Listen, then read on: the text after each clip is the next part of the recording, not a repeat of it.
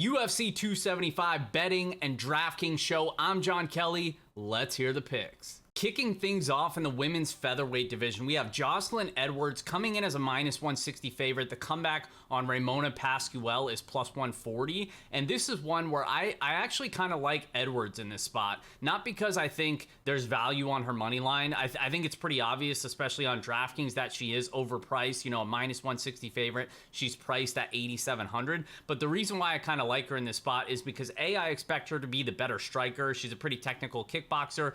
Her biggest issue is she can't defend takedowns here. And while Ramona Pascual doesn't really have a ton of skills we can get excited about, at the very least, she is going to be aggressive, she is going to move forward, and she's going to look to land takedowns. She landed 3 takedowns in her UFC debut, and yes, she lost that fight, but I believe that's going to be her plan here, is to mix in those takedowns. Edwards defends at just 47%. So I actually think the armbar submission for Jocelyn Edwards is super live in this spot. Edwards, you know, she typically looks to set up her armbar when taken down across a ton of her regional footage. She's done it in the UFC as well. She has 2 finishes by armbar on her record. And as you know, in her UFC debut against Wu Yanan, she had Yanan stuck deep in an armbar for basically the entire first round in her UFC debut. So I do think that is going to be in play here. Pascal lands a takedown, isn't really aware of the armbar, and Edwards is able to snatch it up, get the early submission. So I actually kind of like Edwards. I'm going to be looking to get overweight to her in terms of DraftKings, just because I expect her to be one of the more lower owned fighters on the entire slate. You know, this is a lot different than last week where we had 14 fights. So there was a lot of different combinations, a lot of ways we can get unique. This card, there's only 12 fights, so we have to think a little bit differently. And I think Edwards could be one of those keys that unlocks, you know, a pretty unique combination in what should be a high scoring slate on DraftKings. I'm expecting a lot of finishes. So give me Edwards by submission. I haven't bet it yet, but I am waiting on FanDuel to release those props. I've seen a couple other books have a +600, a +700. I'm hoping we could get +750 or better on FanDuel, and I'm going to take the plunge on Edwards by submission. And up next in the women's strawweight division, we have Silvana Gomez Juarez coming in as a -145 favorite. The comeback on Na Liang is +125. And if you can say one thing about Na Liang's debut against Ariana Carnelosi, that fight was absolutely electric. I believe it was the first card we had fans back in the arena, and what better fight could you have chosen between anybody on the roster to put on a show for the fans like that? It was absolute fireworks from the moment it started. Liang rocked Carnelosi early. They ended up getting into a lot of exciting grappling scrambles.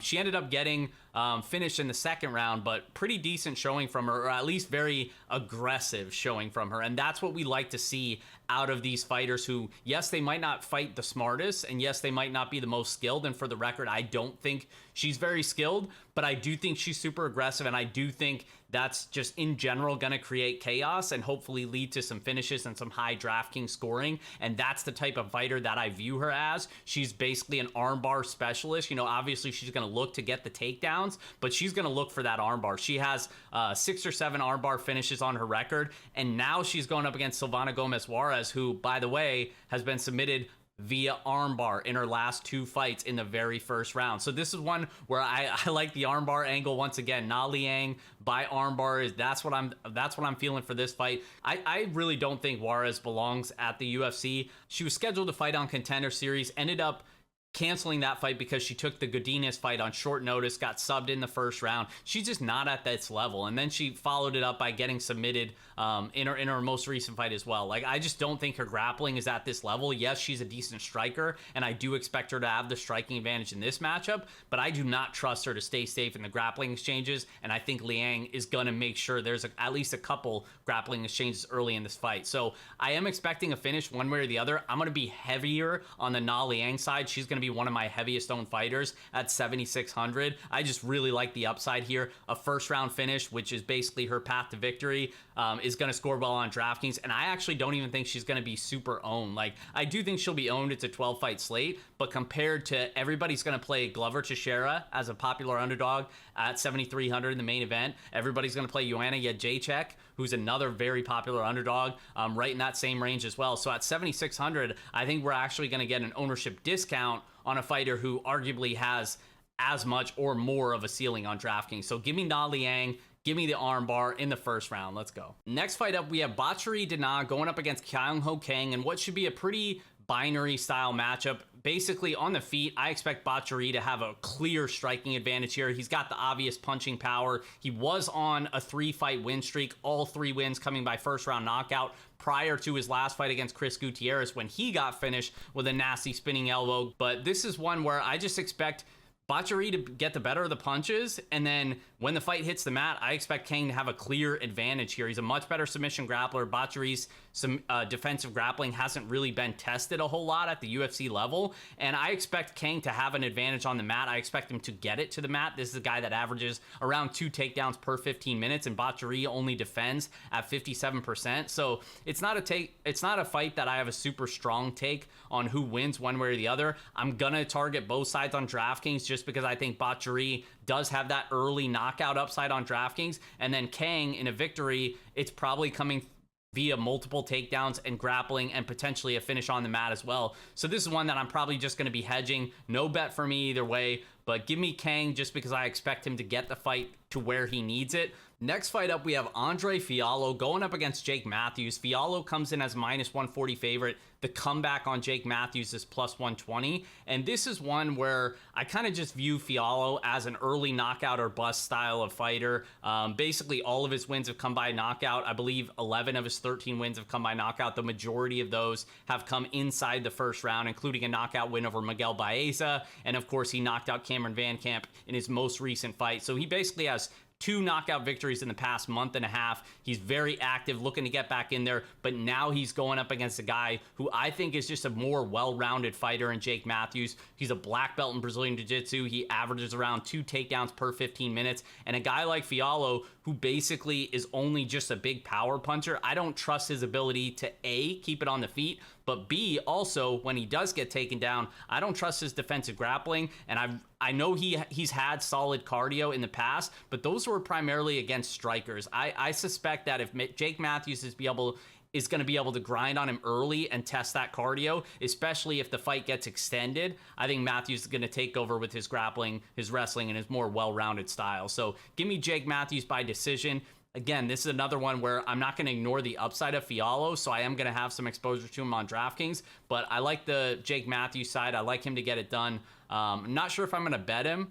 He seems to be everybody's popular pick this week. We'll see if I'll be joining them come Saturday, so stay tuned on that, but give me Jake Matthews to get his hand raised. Up next, we have Steve Garcia coming in as a -180 favorite. The comeback on UFC newcomer Machete is +155, and this is a spot where I just think it's a levels game in terms of the competition, because Machete, prior to that Contender Series fight, he did not have a win over a fighter with a winning record his entire career. That win on Contender Series was the first time he's beaten somebody with a winning record. Now, that doesn't mean he's a complete bum. Like, I do think he's an okay striker, pretty one-dimensional, but he showed good heart, good cardio, fought through some adversity. He was clipped multiple times in that fight, and that's something I want to talk about in this matchup, because both guys really are suspect defensively. We've seen Steve Garcia hurt as recent as his last fight against Charlie Ontiveros, and yes, he did get the knockout win, but you know, he is tough to trust. So seeing him as a big, sizable favorite is a little bit uneasy, but at the same time, like, I just think he's fought the much better level of competition, and he showed a pretty decent account of himself outside of a couple spots. You know, he had a win over Jose Mariscal, an LFA veteran. He has a win over Ronnie Lawrence back in Bellator a few years back. So, I mean, I just respect the level of competition quite a bit more on the Garcia side. I think he's probably got a little bit more pop in his punches as well. I expect him to have the grappling upside. Not sure if he's going to use it in this matchup, but I do think, yes, it's uneasy in terms of the price tag, but I do think it's warranted just because of the levels of competition here. So I like Steve Garcia to win by knockout. Give me Garcia. Potentially thinking about parlaying him with 1 or 2 fighters later in the card, but whenever you hear the words parlay and Steve Garcia, it gives you a little bit of pause. So we'll see come Saturday, but I'm going with Garcia to get his hand raised. Next fight up, we have my guy Woo Choi coming in as a -235 favorite. The comeback on Josh Calabo is +190, and I like Choi here. I just think he's basically got Calabo covered pretty much wherever the fight goes here, just because I think Choi is a much better striker. I think he's going to have a power, a volume, and a technique advantage here. He's a former kickboxing world champion. I just think he's going to be longer, more powerful. He's going to beat Kalibo to the punch here. Kalibo is a guy who's pretty low volume, does have a little bit of power. 5 of his 9 wins have come by knockout, but he's a low volume guy, doesn't really proactively grapple. So it's like he really is relying on those big moments or potentially a finish. And I just don't think it happens here. So give me Choi. I think most likely Choi by decision. I wouldn't be shocked at a knockout here, but I do think Choi gets his hand raised. I feel pretty confident that he does. I just don't really love the upside for DraftKings. So going back to what I said previously, trying to craft up a couple leg parlay, I think Choi could be a decent anchor in that spot. And up next, we have my guy, Brendan All-In Allen, going up against Jacob Lay-In Prey Malkoun. Allen, obviously a pretty sizable favorite here, but I do think it's warranted. Brendan Allen, this is not a similar matchup for Malkoun than his previous 2 fights. You know, he was able to basically stick to them like glue, land multiple takedowns. He's landed 14 takedowns over his last 2 fights. His most recent one coming against UFC newcomer AJ Dobson, who fought on Contender Series. And as you saw in that fight, Dobson looked strong early, fending off those takedowns, and then just didn't have the cardio or the strength to get Malkoun off of him, just repeatedly dragged him to the ground. That's not going to be in play for him here against Brendan Allen. I do not trust Malkoun to be able to even get the takedowns here, and then if he does, Allen's a much better submission grappler. I think Allen would be live to submit him on the mat. Allen would be live to sweep and get in favorable position himself on the mat. So give me Brendan Allen, who I think is going to have a clear striking advantage as well. So if Malkoun's not able to do that typical stick to him like glue, drag him to the mat game plan, I think he's going to be in trouble here, because Brendan Allen's a much better striker. Like I said, if it does hit the mat, I think Allen's much more dangerous there. So I actually think Allen gets another finish. He's a finisher by nature. I think he scores pretty well on DraftKings. On a slate, 12-fight slate, you have Valentina Shevchenko, the most expensive fighter at 9,600, who we'll get to later. And as you know, 9,600 fighters, historically speaking, don't end up on the optimal lineup. That is a lot of money to pay, especially on a 12-fight slate. I like going down a little bit more into that Brendan Allen range and a couple other fighters that we talked about on this card. So give me Brendan Allen. I think he can score well at 9K. I think he gets a finish here against Jacob Malkoun, and he gets the job done for us on Saturday. And before we move on to the main card, I just want to say, if for whatever reason you watch my stuff, you enjoy my stuff, and you're not already subscribed to my channel, please do me a favor, like this video, hit that subscribe button as I continue to bring more UFC content each and every week. As football season starts coming around, I'm going to start doing some football content as well, and I know a lot of you guys are football fans as well, so please, takes 2 seconds, it's completely free, subscribe to my channel, tell a friend, I definitely appreciate it. And my other plug this week is Thrive Fantasy is running one of their UFC contests this weekend. It's a 10K guaranteed with 2,500 up top. We've seen overlay multiple weeks now. I'm going to be doing another Twitter giveaway for the big pay-per-view on my Twitter at Jon Kelly DFS. So follow me there. Keep your eyes peeled. Last pay-per-view, I gave away $100 cash and a couple other prizes as well, including DraftKings tickets to the main tournament, which this week is $150K to first. So be on the lookout there on Twitter and subscribe to my channel. Tell a friend, I definitely appreciate it. And next fight up in the welterweight division, we have Jack Della Maddalena coming in as a -160 favorite, going up against Ramazan Ameev. The comeback is +140. And this one actually opened up as a pick'em on DraftKings, -110 both sides. We've seen Jack Della Maddalena take a ton of money this week. I can't help but feel that Ameev's being a little bit disrespected, especially when you factor in that Della Maddalena's grappling is pretty much untested. You know, Angel Luis was able to take him down, nearly submitted him on Contender Series, if you remember that fight. He did defend it well, got back to his feet, clearly won the round, had the bigger moments on the feet. That's kind of what I'm expecting here, is like, Ameev does land takedowns. He averages over 2 takedowns per 15 minutes. We know he trains at American Top Team. They typically come in with a pretty solid game plan. So I do expect him to be able to control Della against the fence, to be able to land a takedown or two. The problem is, historically, Ameev does not have great control on the mat. You've seen it in basically all of his fights where he's landing multiple takedowns and he's not banking a ton of control time. So even though I kind of think Maddalena's grappling is pretty suspect, I'm not sure that I trust Ameev enough to be able to just like blanket him, like take him down once and then bank the round being on top. Like I do think Della could potentially work back to his feet. So I think we kind of have one of those fights where it's like Della's clearly winning the striking, clearly winning the minutes standing and having the bigger moments on the feet, and then he gets taken down, or then he gets held up against the fence.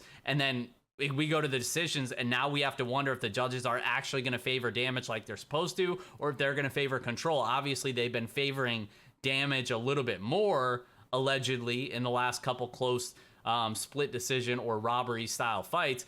But early in the week, I thought I was going to be betting Ramazan Ameev here, and I honestly just don't think I can do it here, just because I don't trust him to be able to bank that control time or submit Della on the mat. And maybe he does, credit to him. I do think there's probably a little bit of value, especially after this massive line move. No shot I'd be betting Jack Maddalena at a big favorite here at -160, but I do think he's clearly going to win the striking here. So again, we'll just see what the judges decide. In terms of DraftKings, I just think there's better fights to target up and down the card. Most of the fights on this card are expected to end by a finish, or at least I expect to see a lot of finishes on this card, and this really isn't one of them. Maybe Maddalena can spark him early. Ameev is getting a little bit older, but I'd be surprised here. This is one that I'm probably going to be underweight on both sides. And next up in the flyweight division, we have Kopp coming in as a -220 favorite. The comeback on Rogerio Bontorin is +180. And this is another one where I think Kopp clearly has him covered. Bontorin, yes, he's a black belt, just like Kopp is. He's got power in his hands, but really no technique. He doesn't throw a ton of volume and just kind of swings wildly, trying to close distance, land those takedowns. He landed 8 takedowns in his last fight. It was a close fight. I just don't think he's going to be able to use that typical game plan that he has in previous fights. I don't think he's going to be able to do that against Kopp, who's going to be much faster, better footwork, better striker, more powerful. I just think Kopp basically has him covered wherever the fight goes. And if Bontorin is able to land takedowns, which I'd kind of be surprised, I think Kopp is going to be able to stay safe, or at least work back to his feet and have the bigger moments on the feet. I think, we're in the bigger cage in Singapore here, so we're not at the apex. So I think that footwork is going to be a big factor here in Bontorin trying to close distance and drag him to the mat. I'd be surprised if he's able to do that. So give me Kopp by knockout against a guy in Bontorin who historically does tend to slow as the fight goes on. His cardio is a little bit suspect. Kopp's coming off 2 first-round knockouts. I think he gets another one here. And up next in the women's strawweight division, we have the highly anticipated rematch in what is the #1 contender fight in Zhang Weili, Joanna Jędrzejczyk. This fight happened 2 years ago, 2020. They fought in what was one of the greatest fights in UFC history, in my opinion. Certainly the greatest fight in women's MMA history. Super close fight. I've said in my article this week, like, even after watching it multiple times now, I still don't know who I would score the fight for. It was just super close on both sides. I don't really think you could argue whether they gave it to Zhang like they did or whether they gave it to Joanna. I don't think there would have been a robbery either way. It was just razor close rounds at pretty much every round. But I do think Joanna, just in this style of a fight where it's like, it is going to be so close, it is going to be competitive, I think you just take the plus money. If Zhang Weili was +140, +145, I'd be saying to bet her. So I'm going to feel the same way about Joanna, who is going to have the speed advantage, just like she did the first time they fought. I think she's a little bit more cleaner, a little bit more technical. She throws in more volume, lands in more volume. The X factor really is on the Zhang Weili side, because she's the more powerful of the two. And we saw Joanna, yes, she was getting off on a little bit more volume in that first fight, but when Weili landed, she landed hard and she landed heavy. And I think that was ultimately what ended up swaying the judges in her favor in those razor close rounds where, yes, Joanna's landing a ton of volume, but Weili's landing almost as much volume. And then she has the big shot that backs up Joanna, that stumbles her. I think those were the reasons where razor close rounds they sided with her. So it's like, on one hand, you just need Joanna, just avoid the big power shots and you likely get your hand race here. But on the flip side, it's like, that's a lot easier said than done, especially when you're in a firefight where both of them are such high-level strikers and good counter strikers as well. So again, this is going to be a really close fight. It's not a super confident lean, but I just think you close your eyes and you take the plus money. And I'm going to do that with Joanna, who for my money is right up there with Rose Namajunas as the most technical striker in this division. And if I have my matchmaker hat on, I think Joanna gets the job done here. She fights Carla Esparza in the rematch, and then you have Rose Namajunas, Weili Zhang trilogy. So that's what I'm kind of hoping for. We'll see if it happens, but give me Joanna. Haven't bet her yet, but like I said, I'm kind of waiting later in the week, trying to get potentially a better number on Joanna. We'll see. And next up in the co-main event, we have the first of 2 title fights. We have Valentina Shevchenko, the biggest favorite on the card at -630, going up against Taila Santos. The comeback is +450. And of course, I'm not picking against Shevchenko here. Everybody expects Shevchenko to win, but I do think there's at least a case to be made for Taila Santos, being that she's one of the more physically imposing fighters that Shevchenko has had to face on her title defense run here. 6 title defenses during that stretch. Santos, super powerful, 10 knockouts on her record, but she's also got the ability to land takedowns, control her opponents on the mat. Do I think she's going to be able to do that against Shevchenko? Probably not, but I'm just saying, like, at these massive dog odds, maybe she's worth a little bit sprinkle, or on DraftKings at 6,600, biggest underdog on the card. You know, I mentioned earlier, Shevchenko 9,600. That's very expensive. You for sure need a minimum of 100 points, but you probably need like 120. Especially on a fight card like this, where I'm expecting to see a lot of finishes here. So I'm looking to be pretty underweight to Shevchenko here. So I might as well get the extra leverage and just try to be a little bit overweight on Santos, who's going to be one of the lowest owned fighters on the slate, who I think potentially has a chance to shock the world, even if it's a small chance. So I'm going to take that and run with it. Hopefully she gets it done for us. But Shevchenko by decision is the official pick. I do think that's the most likely outcome on Saturday. Which brings us to our main event in the light heavyweight division. We have Glover Teixeira looking to defend the belt against the challenger, who is the favorite here in Yuri Prohaska at -200. Glover, a sizable underdog on the comeback at +170. And quick story before we get started, I was at UFC 267 in Abu Dhabi. I was there with my buddy Francis. Shout out to Francis. We had a super early flight the next morning, and basically we only had like about 4 or 5 hours, something like that. We were both like very, very tired, knew we had to be up in a few hours to catch a flight. And coming into the main event, we were like, hey, do you want to just walk back to the hotel? Like, we actually left the arena early. We were both expecting Jan Blachowicz to take care of Glover Teixeira. Super embarrassing as a huge UFC fan, fight fan, to miss that moment. You know, obviously I saw it on the screen, but it wasn't the same as being in the arena. So we were actually walking back to the hotel that we were staying at when we found out that Glover pulled off the upset.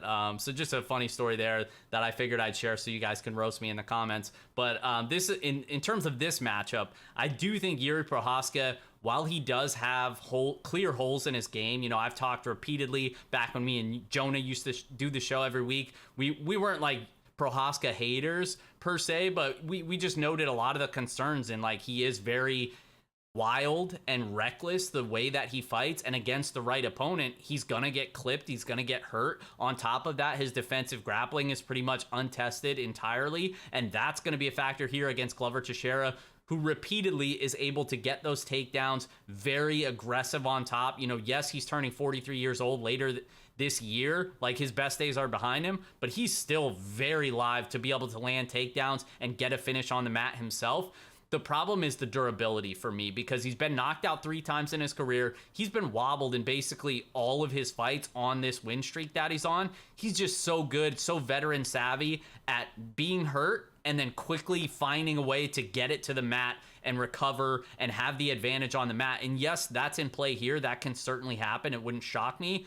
But I also just think Yuri is just so powerful. He's going to be much bigger, much quicker, and I just think he could dart in and out of range. I think he's going to hurt Glover pretty early in this fight. I think he's going to win by knockout and win the belt here. If you're on FanDuel, you see the knockout props at -125. But if you're on FanDuel, they're running a special Yuri by knockout in rounds 1 or 2 at +145. I am going to be betting that this week. I do think there's some value there, just because if he wins, that's how he wins. 25 of his 28 career wins have come by knockout. His last 10 opponents that he's faced, he's beat them all by knockout. 11 of his last 12 wins, all by knockout. And pretty much every single one of them have come inside 10 minutes. So if he does that against Glover, it's going to come early, in my opinion. And I do think that happens here. any type of under I'm interested in. Aside from Yuri knockout props, I like any unders. FanDuel had a minus 136. Fight doesn't start round 3. I like that. You know, kind of covers you both sides. If Glover gets him down, he probably subs him within the first 2 rounds. Yuri, like I said, very live to knock him out early. I'm potentially going to take an under 1.5 here because I think you can get under 1.5 at plus money if you shop around. I like that look as well, just because I think it's going to end early, and I'm thinking it ends in the first round. I think Yuri knocks him out, gets his hand raised, wins the belt. And as always, guys, you can find my full DraftKings breakdown in written form on my website, fightnumbers.com, where I also have multiple tools and resources for bettors and MMA DFS players. It's all completely free. Check it out, fightnumbers.com. I definitely appreciate the support. It's a pay-per-view card. There's always a little bit of extra buzz in the air, so best of luck. And hopefully you guys have a good night on Saturday.